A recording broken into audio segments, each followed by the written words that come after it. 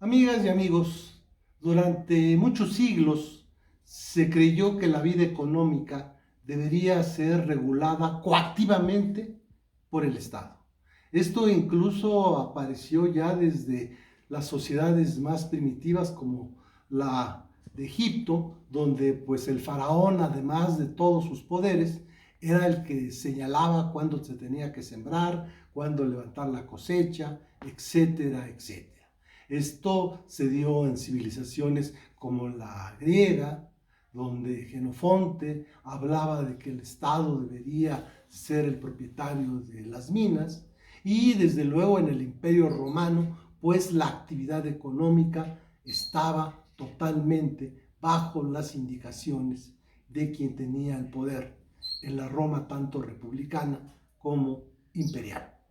En el feudalismo se dispersa y ese poder queda en manos de los señores feudales, y con el absolutismo nuevamente el Estado tiene un gran papel y va a establecer una serie de medidas que se van a llamar el mercantilismo, donde el Estado, en esa idea que lo que era importante es que fuera rico el Estado, pues había que enriquecerse exportando mucho, importando poco, teniendo una balanza comercial favorable, y entonces esto implicó toda una serie de acciones por parte del Estado, desde establecer impuestos, o sea, aranceles a las importaciones, establecer reglas, el reglamentismo, no dejar que los industriales o los artesanos produjeran, sino tenían que estar sujetos a una serie de reglamentos. Esto se llamó también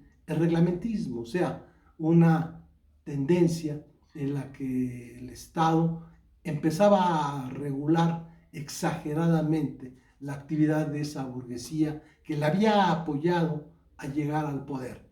Y aparecieron entonces pensadores que dijeron, no, el Estado en lugar de ayudar, obstaculiza.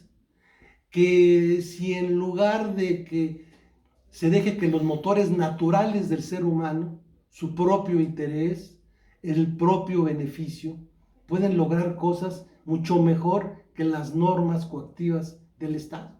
Y así vimos ya en un video anterior cómo la fisiocracia fue quien inició esta idea de que hay leyes naturales y que lo mejor que puede hacer el Estado es prácticamente dedicarse a las funciones que son propias del Estado, y en lo económico la regla debe ser el dejar hacer y el dejar pasar.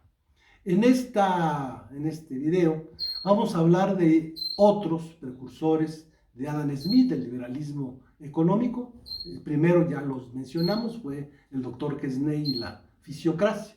En esta ocasión vamos a hablar de William Petty, vamos a hablar del doctor Bernard de Mandeville y de David Hume, amigo y contemporáneo, incluso pues paisano del propio Adam Smith.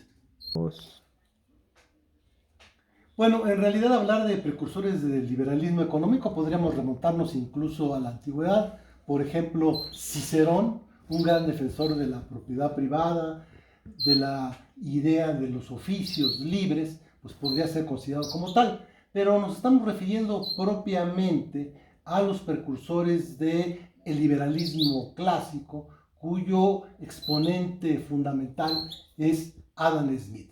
Ya habíamos mencionado que los primeros son los fisiócratas, encabezados por el doctor Quesnay. Y es curioso cómo van a aparecer como los grandes padres de la economía, médicos inicialmente, y es porque de alguna manera trataron de establecer una cierta relación entre la fisiología, en cómo se mueve, por ejemplo, la sangre del corazón a los pulmones, etcétera, y la vida económica.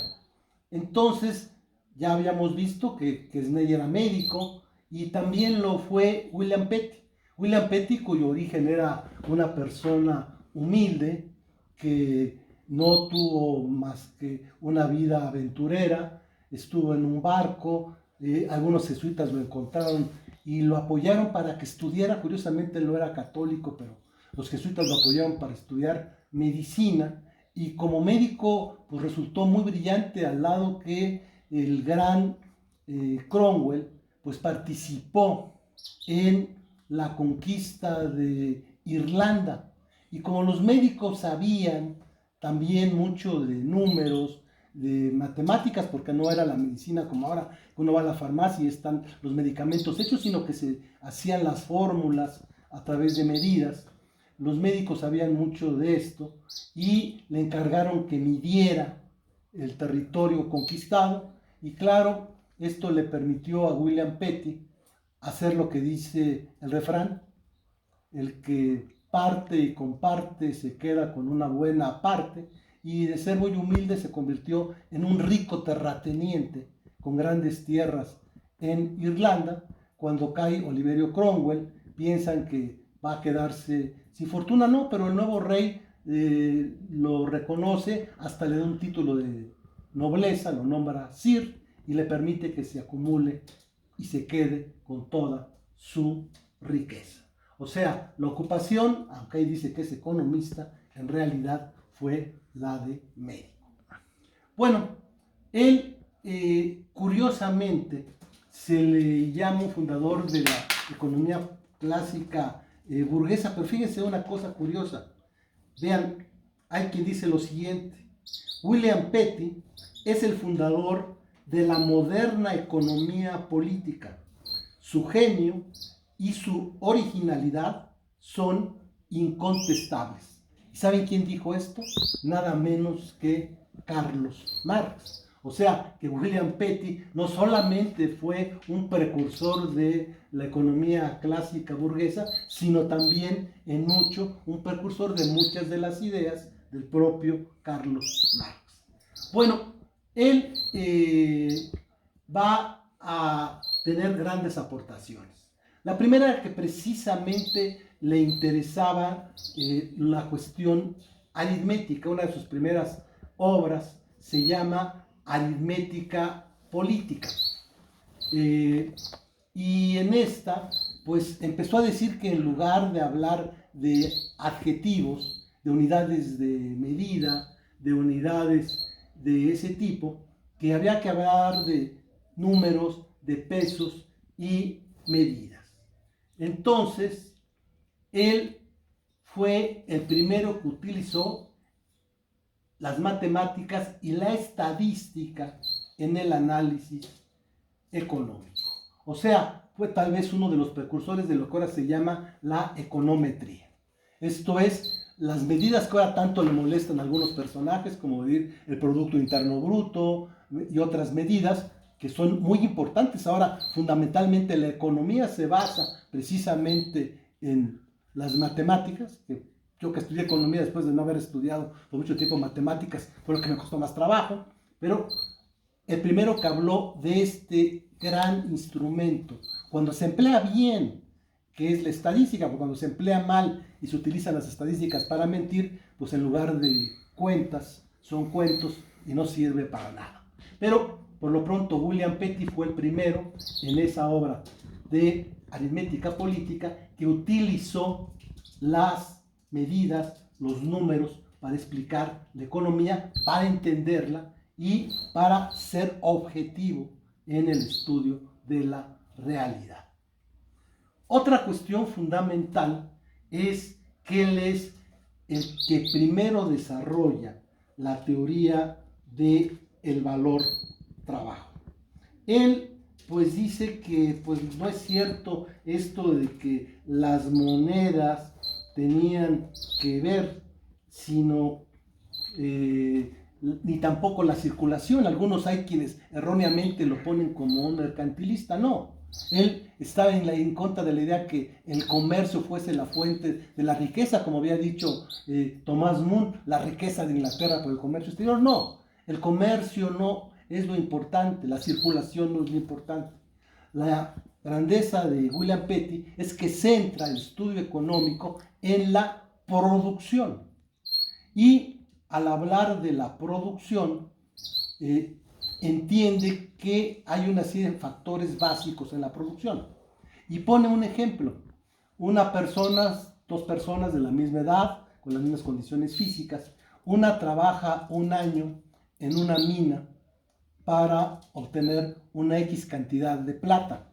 Y otro trabaja ese mismo tiempo en un campo agrícola para obtener trigo. ¿Qué creen ustedes que valga más? ¿La plata o el trigo? Lo que dice William Petty es: van a valer exactamente lo mismo, porque el valor lo va a dar el año de trabajo, independientemente que estuviera utilizado en la minería o en la agricultura.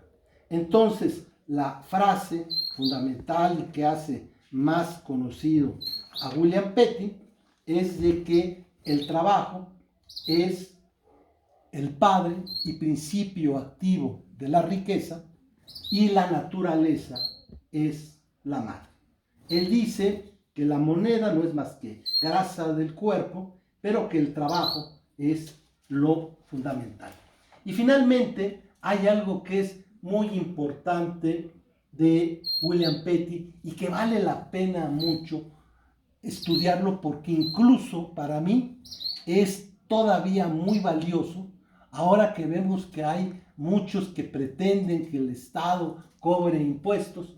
Él era contrario precisamente a esos excesos en los impuestos. Él, en su obra llamada Tratado de Impuestos y Contribuciones, dice algo que sigue siendo muy válido. Dice: el pueblo, no dice el pueblo sabio y justo, pero dice el pueblo, opina que el soberano pide más que lo que necesita. Lo que más molesta a los contribuyentes es que se le impongan gravámenes más elevados que a sus vecinos. Se quejan mucho si piensan que el dinero que se les ha quitado se gasta en diversiones, representaciones o arcos triunfales. El pueblo se queja de que los reyes dediquen a sus favoritos el dinero que le quitan al pueblo.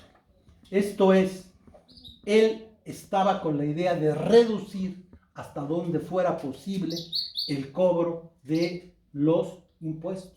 No cobrar impuestos a las materias primas, no cobrar impuestos a las actividades que ayudan a la producción, y también estaba en contra de otra serie de impuestos que simplemente fomentaban la creación de monopolios, incluso pues en beneficio de este Estado.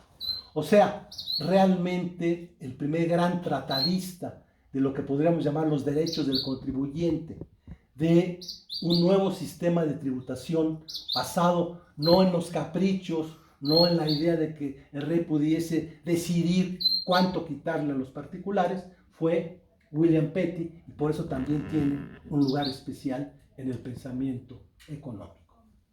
Otro, curiosamente también médico, fíjense, vamos ya con 3 médicos al hilo: Quesnay, William Petty y Bernard de Mandeville. Bernard de Mandeville, francés, él de alguna manera pues también tiene un papel fundamental, y eso que él pues no es propiamente un economista tampoco. Él, hijo de médico, estudió medicina, aprendió inglés y participó en la vida política, y fue pues de alguna manera muy respetado como médico. Su aportación fundamental es una fábula que se llama Fábula de las abejas, o Vicios privados, beneficios públicos. Esta pues fábula pues nos habla de que el ser humano, buscando algo que antes se había dicho que era malo, que era el egoísmo, la corrupción, la búsqueda de la riqueza, la vanidad, pues resulta que todo eso es bueno. Entonces, en alguna parte dice lo siguiente: grandes multitudes populaban el fructífero panal, y en el gran concurso les permitía medrar atropellándose para satisfacerse mutuamente a la lujuria y la vanidad. Así pues, cada parte estaba llena de vicios, pero todo el conjunto era un paraíso. De repente, ante la existencia de gritos de que mueran los corruptos, ya sé que ha parecido con la actual, húndase la tierra por sus muchos pecados, Dios mío, si tuviésemos honradez. ¿A quién le suena?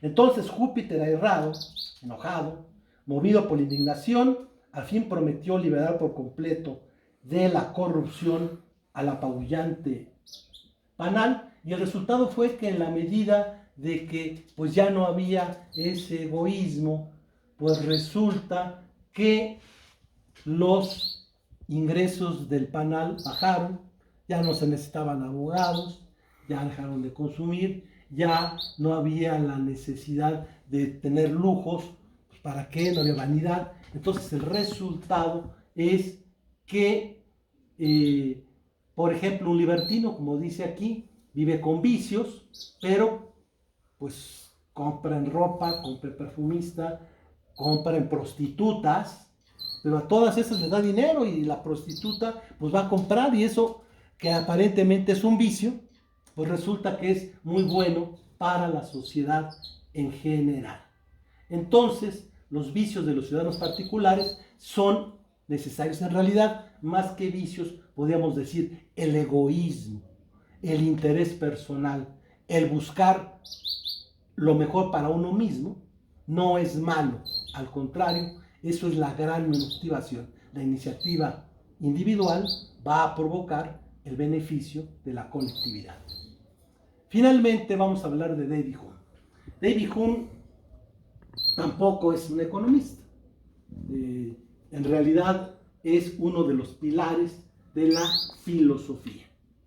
Él, desde luego, sus obras más importantes son la naturaleza humana, el entendimiento humano, pero independientemente, que igual que Locke, que también era filósofo, pues la verdad es que vamos a ver que estamos hablando de médicos, los que siguen ahora son filósofos. De hecho, vamos a ver que Adam Smith también era filósofo. Bueno, David Hume, cuya gran influencia está en la parte filosófica, pues va a tener también grandes aportaciones económicas. Escribió sobre el crédito público, el impuesto, la balanza comercial, el dinero, el interés, al lado de estas obras fundamentales desde el punto de vista de la economía. Resaltamos dos ideas fundamentales. La primera tiene que ver con que David Hume es el primero que, en contra de lo que establecía el mercantilismo, de que se establecieran restricciones, límites al comercio internacional, David Hume es el primero que dice las grandes ventajas que tiene el libre comercio a nivel internacional. Él va a decir, la naturaleza, al dar a las diferentes naciones carácter, clima y suelos distintos, garantizó la perpetuidad de los cambios y de su comercio recíproco durante todo el tiempo que continúen siendo industriosas y civilizadas. Así, por ejemplo, David Hume diría, si Francia es muy buena por sus tierras para producir vino y Escocia es muy buena para producir whisky, sería una verdadera estupidez que en Escocia se tratara de producir vino y que en Francia se tratara de producir whisky. Entonces, franceses hagan vino, escoceses hagan whisky y cámbienselo. Esto es lo que va a resultar altamente prometioso. Y contra los que decían, bueno, es que va a haber después finalmente una balanza comercial desfavorable. Pues la verdad es de que esto pues no es cierto, porque si hay una balanza comercial favorable para un país, esto va a implicar que llegue más dinero a ese país. El dinero, dice él, pues solo es un símbolo, una medida de valor. Pero dice, la balanza comercial favorable de los mercantilistas es un sofisma, porque esa corriente de metales preciosos tiende a afectar necesariamente los precios. O sea, él es el primero que establece en forma muy clara lo que se va a llamar la teoría cuantitativa de la moneda.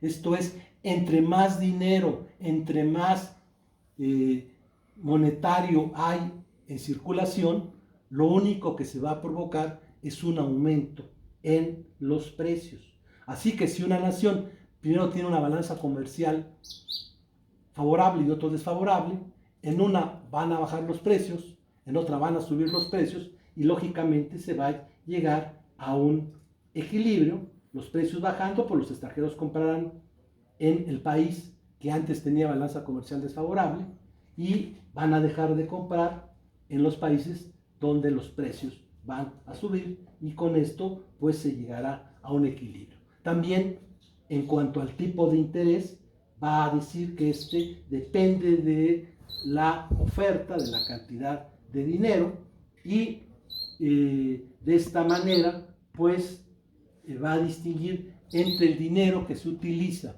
como capital y el dinero que se utiliza para el aspecto estrictamente de consumo. Él incluso es un precursor, fíjense también, de Keynes.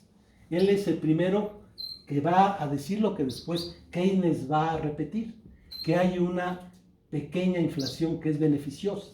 O sea, finalmente, el que haya un pequeño aumento de precios va a aumentar la producción a corto plazo. Este fenómeno, pues, va a permitir un incremento finalmente en la producción. O sea, que de alguna manera, como lo establece aquí, quien va a desarrollar, y lo veremos, bueno, más bien lo verán en el otro curso, en Doctrinas 3, es las ideas de Keynes, tienen también antecedentes en un precursor del pensamiento de Adam Smith.